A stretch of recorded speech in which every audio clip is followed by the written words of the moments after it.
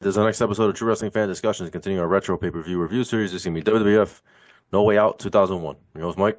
I'm Frank, and if you thought No Way Out 2000 had a great main event style match, you ain't seen nothing yet. 2001, Stone Cold Steve Austin has won the third Royal Mhm. Rumble. He's on his way to WrestleMania. We're about to find out who his opponent's going to be. He does have something in stopping him in his way. Unfortunately, good for him. Fortunate for him that it's not a number one contenders match that he has to Right. face. Doesn't mean anything. It's just a feud. Just a feud, unfortunately, really good feud at that. I don't even And remember how this feud started. this was he was involved with the whole Rikishi thing, Okay, running him over. Like that's he right. He he hired Rikishi. hired Right. Rikishi, Okay, who was yeah. doing it for The Rock. Well, you think he would be doing it for Triple H, Right. but they screwed that whole thing up, Yeah. unfortunately. But here we go, February 25th, 2001, Las Vegas, Nevada, 15,223 on hand. You got Ross and Lawler doing commentary. Taz comes in later on. We No, didn't need Jesus. him. Buy rate for this one was through the roof, 590,000. Yeah, Watching this WCW's. WCW is we're having Yeah, services for them. we got 1 month left, right? I think. Something like that. Month and a half. Yeah. Yeah, because they do manage to pull out 3 pay-per-views for 2001. That ain't saying much, but yeah, it's over. ECW's over. WCW's almost over. It's over. So speaking of over, the opening match of the night for the Hardcore Championship, a guy that was trying to punch his ticket a year ago to go to WrestleMania is now in the opening match for the Hardcore Championship as it's Raven defending the title against the Big Show.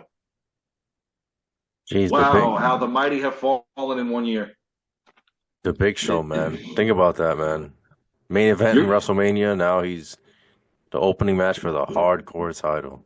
and goes to WrestleMania in a triple threat hardcore match, which is, I mean, the match was good at WrestleMania. I'm not gonna, the whole throwing through the glass Right. windows and shit was funny, but Yeah, but I mean, relegated. you just look at your stock a year ago and you look at it now and you're like, Yeah, what the hell happened? yeah. Not to mention the fact that he's also 50 pounds overweight at this point. Right. He looks really bad. Yeah.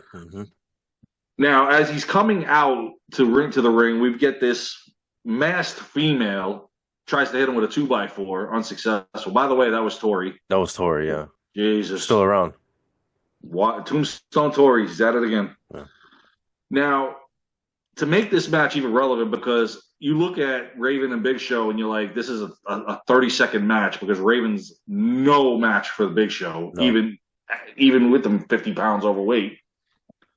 Now, Crash Holly comes in as a pop. Now, remember, this is the 24/7 rule with the 24/7. hardcore title. Yeah. This is when the hardcore title got stupid. Right. It got Really ridiculous. stupid. It was, I mean, sometimes it was funny when they would do stuff like that with Molly and the Hurricane. Crash Holly kind of made it. Crash Holly was to the hardcore title what R-Truth was to that 24/7 title. Yeah. They're the ones that it was the most important thing to them, Right. and they tried to make it relevant. It really didn't work. Crash Holly, disguising himself as a popcorn vendor, comes in, tries to pin Raven, but Big Show took care of him. But that's not the only guy that's going to come down during this match. We might as well just make this a hardcore invitational. Because now we've got Steve Blackman, which I forgot he was still around at this time. Hardcore Holly comes out. They attack the Big Show. Here comes your boy Billy Gunn. Oh, Jesus. The one. He comes out with a famous song on Raven. He gets the pin, and now he's the hardcore champion. But the match is not over. Oh, Jesus. Yeah, so technically right now Billy Gunn is the hardcore champion. Raven pins Billy Gunn. He gets the title back. Ninja Woman comes down. This is where it's totally getting like now you got no competition, so we can just do whatever the hell we want. Molly Holly comes down, takes her out. Big Show chokeslams Raven on a garbage can and got the pin. Now Big Show is the hardcore champion. Yeah, wonderful. Billy Gunn tries to take him out one last guess. It doesn't work. So Billy Gunn's out. Big Show is now the hardcore champion, and that is really not saying much. Order the motion. Over a year ago, you're in a number one contenders match that you win against The Rock to face Raven. I don't know what. We move on. Exactly. He wasn't even part of the next No Way Out, so don't even worry about it. In any event, following that, they showed earlier Kevin Kelly interviewing Kurt Angle, who had just arrived. Kurt Angle's in the main event defending the WWE title against The Rock. Mm-hmm. Winner goes on to face Stone Cold Steve Austin at WrestleMania. Plus, Lillian Garcia interviewing Chris Benoit and Eddie Guerrero because they have mutual interest. Why? Because the next match on the card is a fatal four-way match for the Intercontinental Championship. It is Chris Jericho defending the title against Chris Benoit, Eddie Guerrero, and X-Pac. Gee, who doesn't belong in this match? It's a WCW reunion. But it would have been better if it was just a triple threat match. Yeah. I don't understand what X-Pac was doing in there. They're keeping him relevant at this point. It's Cruiserweight City. Yeah, seriously. I mean, the match itself wasn't bad. X-Pac had to. Now, by this point, he had that group X Factor. Oh, for 2 seconds, right? I liked the theme. I really did. I thought it was cool. That was about the only thing I liked about this because it was Albert and Just Incredible, right, and X-Pac. The three people that you couldn't put in a faction are together. I don't know, man. You know, Just Incredible comes down. He tries to help X-Pac during the match. He took out Benoit. X-Pac actually came close to winning the IC title. The spinning heel kick to Benoit. Jericho rolled up X-Pac, unfortunately, for the pin, successfully keeping the title. And once again, he's going to WrestleMania in an IC title bout. I mean, the match itself was good. I thought the weak link was X-Pac, but Guerrero, Benoit, and Jericho, I thought put on a great show. Oh, yeah. But again, X-Pac to me just did not belong. Not on this night. In the back, they showed Triple H getting ready for his match. He's got a 3 stages of hell match against Steve Austin coming up later on. Wow, what a match that was. Plus Vince with William Regal. Now, the upcoming match, Vince gives Regal the chance to make the right decision. And even when I watched this live, going, well, what the hell does he want him to do? Vince was confident that Regal would know what to do in regards to Stephanie and Trish Stratus. Boy, was he wrong. And even Regal's like, what the hell am I doing? Because he's like, this is my little girl. This is my friend. You'll know what to do. It's always the friend, dude. Just FYI, Regal. In any event, plus they had a video showing what led up to Trish Stratus and Stephanie during this whole thing with Vince and the divorce with Linda, her in a medically induced coma, and then this brings in Shane. Great storytelling going to WrestleMania as the two of them locked up. Plus, they had Test at WWE New York. This I thought was a step down for him, but hell, he's being buried, so what the hell? Yeah, he's already done. Yep, unfortunately. Worst thing that happened to him was that Vince Russo left, because Vince Russo had big plans for him. Once Vince Russo I could see it. left, I really the could. wheels fell off. Yeah. Even if he had gone to WCW, it wouldn't have helped. No, it wouldn't have. I'm just saying, had Russo stayed in WWF, he would have continued to help Test get a push. Yeah. No, I'm saying if Test had gone to WCW, no, it would have been just helped. no, it wouldn't. It would have been garbage. Yeah. And of course, this gave Triple H burying him. This is why he's. And then at WrestleMania, he had a good opponent, but it was 2000 was a good year for Test. Unfortunately, it didn't work out for him. And then, of course, at WWE New York, they showed Buster Rhymes was in attendance watching No Way Out. So now our next match on the card is Trish Stratus versus Stephanie McMahon. This was an okay match. I mean, this was pre-Trish Stratus' breakout into the women's division. During the match, William Regal did make his appearance. He came down trying to figure out what exactly he was supposed to do. He takes out the referee while he's pondering. Regal puts Trish on top of Stephanie for the cover. As the ref began to count, he put Stephanie's foot on the rope. Well, let's just say Regal made the right move first. Wrong move after that. Then Regal lays out Trish, and then the ref, Stephanie with the cover, the ref counts it, and Stephanie McMahon beats Trish Stratus. Wrong move, my man. Because in the back, Vince was yelling at William Regal, made the wrong move. told him on Raw tomorrow night that Regal and Stephanie would be facing Vince and Trish Stratus. Not a bad match. And then plus they had a video showing what would lead to the Stone Cold Steve Austin Triple H match. And then Michael Cole, of course, tried to interview Steve Austin. And that wasn't working for him. And then we're in, and I really thought this could have been the main event. I thought this should have been the main event. Yeah, but the title's, more important, more relevant at this point, trying to find out the challenger. It kind of should have went off the air. It should have went off the air with the end of this match, I would say. But yeah, just shy of 40 minutes. This match, that to me is amazing.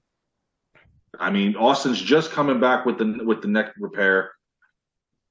He's been going full force ever since the Armageddon Hell in a Cell match, the Royal Rumble, everything he's gone through with Triple H, and then go through a 3 stages of Hell match, and still come out feeling okay. That's amazing to me. But I love how this was the whole thing was they couldn't touch each other unless provoked or before this match. Right. And I like when Triple H, once they signed the contract, they could not touch each other. So he hits Austin first. Vince is like, "What the hell are you doing?" He goes, "I never signed." Vince is like, got the smile on his face. He did, though. He signed the first letter, and that's still a signature. But whatever. It is, I'm not gonna nitpick, but he did. He put the started signing. Anyway. But in any event, he got one over on Austin. Right. Now the first fall was just a regular match. Second fall was a street fight. And as we go to a third fall, it was a steel cage match. Oh, my. Here we go. On the first fall, Triple H off the second turnbuckle. Austin caught him with a stunner, which was pretty impressive. Gets the pin right there. Austin's up 1-0. But place is going nuts. Yeah, but it's got to go 3. Well, we know that because we got to get to that steel cage. Right, exactly. I'm really surprised the third fall wasn't a Hell in a Cell. Yeah, so Triple H has to. Triple H is going to win what everybody thought Austin was favored for. Right. But this is Triple H's stomping ground too, a street fight. I mean, 1 year ago, street fight, Hell in a Cell, back to back against the same individual. I mean, he's no stranger to these matches. Now, during the street fight, Austin found that 2x4 wrapped in barbed wire. Nice gift left by Cactus Jack. He found it on the announce table. Of course, Triple H then gets his sledgehammer. Here we go. Austin went for the stunner once again. Triple H countered and hit Austin with the sledgehammer. He had it in his hand. He hits the pedigree and gets the pin. Triple H gets the pinfall. We're knotted up 1-1. By this time, this match is just totally amazing. This to me definitely supersedes the year before. Now the third fall as the cage lowers. Here we go. Triple H immediately with a pedigree on Austin, but he kicked out of the pin. Austin with a stunner. He couldn't get the pin. These guys, they're running on pure adrenaline at this point. Austin grabbed the 2x4. Now Triple H grabs the sledgehammer. Somebody's going out here on a stretcher. They hit each other at the same time. It's like Rocky 2. Yeah. Only thing is, Triple H falls on Austin. Yeah. And he gets the pin. Come on. Should have been a draw. All their shoulders were down, right? I think. Yeah, but because he was draped over. He was Austin, draped over him. That's right. It's not like he fell on his back. Okay, you're right. Yeah, he was draped over him. He gets the pin, and then Triple H gets the victory. Thank God, again, it wasn't for the number 1 contendership to go to WrestleMania. Yeah, I don't. The idea of Austin losing before WrestleMania doesn't make any sense to me. But. It doesn't because it steals all the momentum. Right. If this was if this was at a different point, like maybe down the line. Yeah, then it makes sense. But I don't know. But it was still a great match either way. I mean, we all know he's going to face The Rock. As soon as we found out The Rock was the number 1 contender, we're like, we know where this is going. Yeah. After the match, Austin gets back up, stuns Triple H. So he lost the battle, but he won the war. But the fact that eventually that they put these two together when they hated each other. Right, the 2-man power trip, yeah. Wow, man. And imagine if Triple H was part of the invasion. That to me would have been impressive. It would have been better. It would have been better, yeah. Would have been a lot better. Although to be fair, there was no saving the invasion. But anyway. No, there wasn't. Because the real guys weren't there.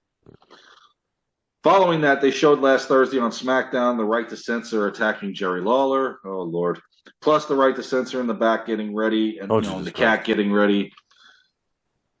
Now. This is the end of the cat, too. Oh, God.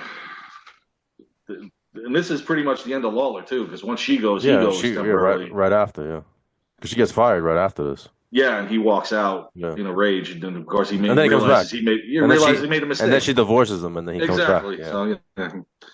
Now at this Anyway, point, Taz is joining commentary. this Okay. is this is how far Taz has fallen.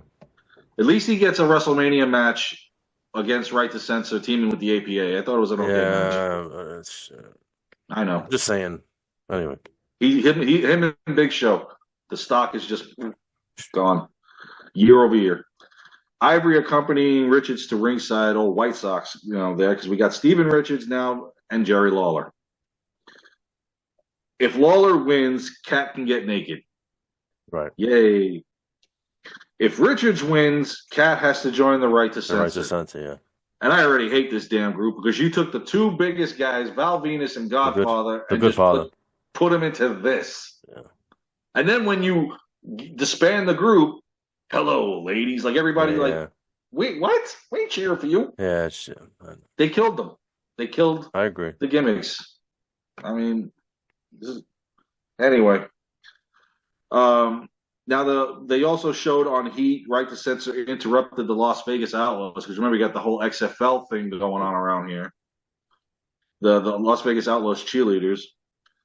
Now, during this match, the referee's trying to get Ivory out of the ring. This was a short match, thank God. Kat grabbed the women's title. Now you knew this was going to be, play a huge role into this match. She accidentally hits Lawler. Richards gets the pin, and the Right to Censor came down, covered Kat up, and took her. This didn't even last because again she got fired. Like right after. Later. Yeah, right after. I think she's on Raw the next night, and then after that she's gone. That's it. And then Paul Heyman takes over the commentary through WrestleMania and beyond. Jerry Lawler's gone, yeah, because he follows her out the door, which was stupid, but whatever. Amen. So Steven Richards gets the victory over Jerry Lawler, which made no sense. This went anywhere. It didn't go anywhere. Didn't Val Venus they beat up Val Venus because they insinuated that he might have had an affair with the cat or something like that. There was something that happened after WrestleMania, and then the group disbanded. Yeah, I don't know, whatever. It was a stupid group. I got a headache every time their damn entrance theme came on. Yeah. Oh yeah. They look like guys that were going to sell me a timeshare at my front door or ask me if I believe in the Mormons or something. Oh yeah. Well, you know what's funny? Me and my we used to call me and my friend Joey. We used to call those guys the Right to Censor. They used to come with the Bibles to the doors. Nothing against religious people, but they used to dress like them, So we used to be like, oh, it's the Right to Censor, Oh my God. Anyway, I just love Ross. We got all White Sox over here. Well, they couldn't do anything else with Steven Richards, so put him in an annoying group. Maybe the fans will care. They didn't. Any event, following that, they showed what led up to the tag title table match. Say that 3 times fast. Plus Michael Cole interviewing Undertaker and Kane. Our next match on the card, a triple threat tables match. The Dudley Boys defending the tag team titles against Undertaker and Kane, the Brothers of Destruction, and Edge and Christian. Yep. This is a match you wouldn't normally see Taker and Kane partaking in. No, not at all. So it's different. Especially getting in the ring with Edge and Christian was a bump up for them. Yeah. And the match was pretty good, except when Rikishi and Haku came down. We're like, what? What the heck are they doing here? I don't know. They were a tag team for a minute. 2 seconds, yeah. After they had already ruined Rikishi. They didn't know what the hell to do with him. And they brought in Ming from WCW, which everybody was like, he was even still there? What? He left? Former hardcore champion, man. Everybody was a former hardcore champion.